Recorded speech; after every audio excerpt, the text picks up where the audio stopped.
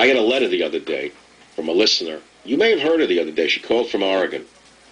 And she was so adamantly excited about the Muslim question and the danger that we are in because of the Imam, because of the Ground Zero Mosque, that I asked her to call in a letter she wrote me, and I'm going to play a piece of it for you right now. Listen to this. Hi, Michael. Thanks for having me on the air. I really appreciate you having me read my opinion. I feel that I have a lot to say about what's going on in the world today and in America. So here we go. Americans' tax dollars are going to help fund a trip for Imam Rauf for the purposes of some kind of religious outreach project? Let me get this straight. Our government is helping to fund the religious outreach of Islam.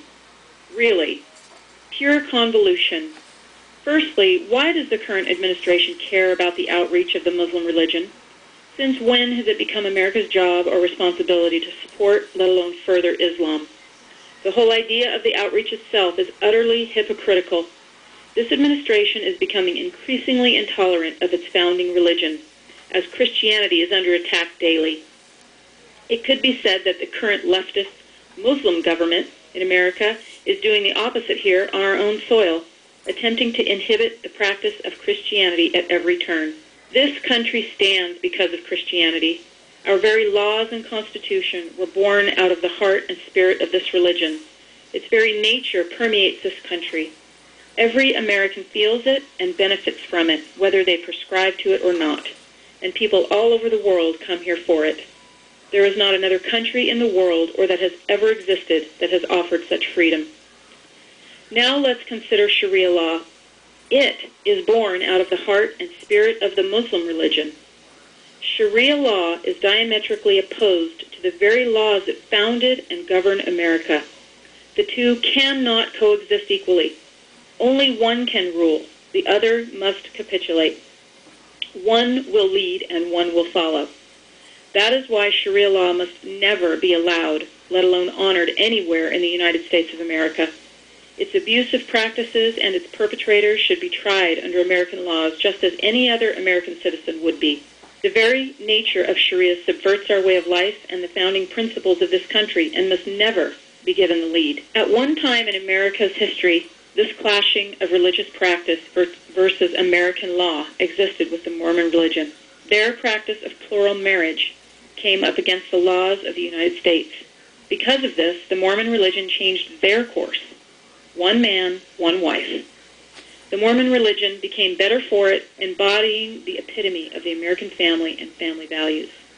America actually helped make this religion what it is today. This similar but much more diabolical clash is here today with the practices of the Muslim religion, and America must make the same stance with them. Many of their practices are illegal under our laws. Are we going to stand by this time and let them by, give them a place in our society, thereby undermining it? If we do, it is our course that will change.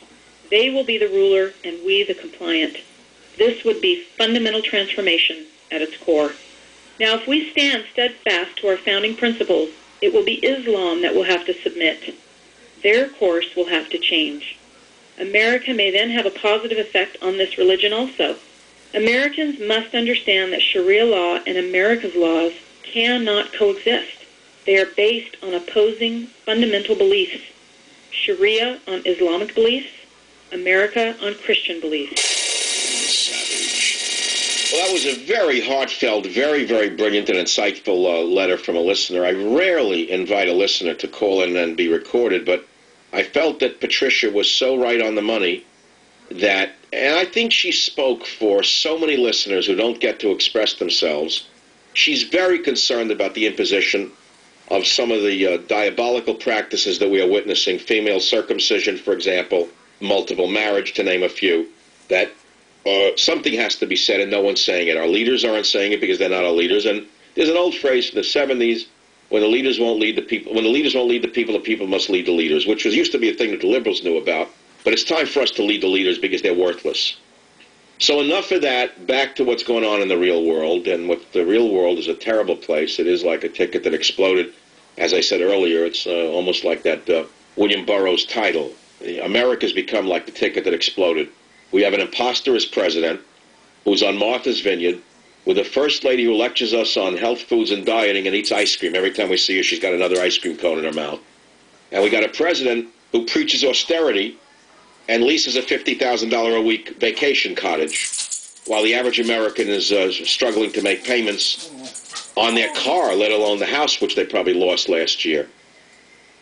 So where do we turn? Some say that the economy is bad, but it's going to get much worse. People are terrified that the market is going to go down. Now, I'm no expert on the stock market. I frankly don't have any stocks. But I was going to ask you today, in a business segment, do you still believe in the stock market? Have you changed your investment strategy and why? What is it that you're investing in? I mean, many people have cash and they're sitting on T-bills.